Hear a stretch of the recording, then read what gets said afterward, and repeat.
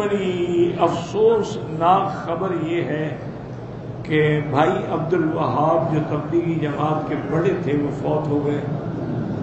آج مغرب کے بعد ان کا جنازہ ہے. عاش حمیدا ومات سعیدا اللہم اغفرہ وارحمہ وادخلہ فی الفردوس الاعلی. اللہم نکہ عن الخطایا کما ینکی الثوب الابیض من الدنس. اللہم اغسل خطایاہ من الماء والثلج والبرد. ساری زندگی جن کا ایک ایک لمحہ جو ہے نا وہ دعوت میں گزرا، تبلیغ میں گزرا. کھڑے ہیں، بیٹھے ہیں، چل رہے ہیں، سفر ہے، ادر ہے، بیمار ہیں، چارپائی میں، ان کا دعوت جاری ہے.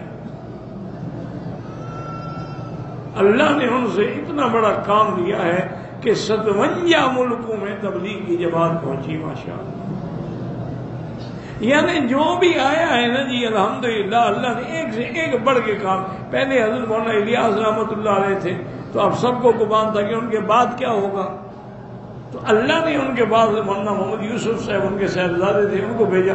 انہوں نے وہ کام کیا جو ابا بھی نہ کر سکا. اب مولانا یوسف رحمۃ اللہ علیہ کے بعد پھر یہ گمان تھا اور خیال تھا کہ بھئی ان کے بعد کیا ہوگا، تو پھر حضرت انعام الحسن تشریف لائے. انہوں نے اپنے باپ سے بھی بڑھ کے کام کیا. تو جیسے جیسے اب ان کے بعد پھر شورا کا انتظام ہوا کہ بھی چند آدمیوں کا مجلس ہو، وہ فیصلہ کرے. لیکن اس علاقے کے لیے بالاتفاق جو تھے وہ میر عبد الوہاب، بھائی عبد الوہاب صاحب جو تھے وہ ان کے امیر تھے اور اللہ والے تھے، اولیاء من اولیاء اللہ تھے، من عباد الصالحین تھے. زندگی پوری ہو گئی. انا للہ و انا الیہ راجعون. اللہم اغفرہ وارحمہ وتجاوز عنہ.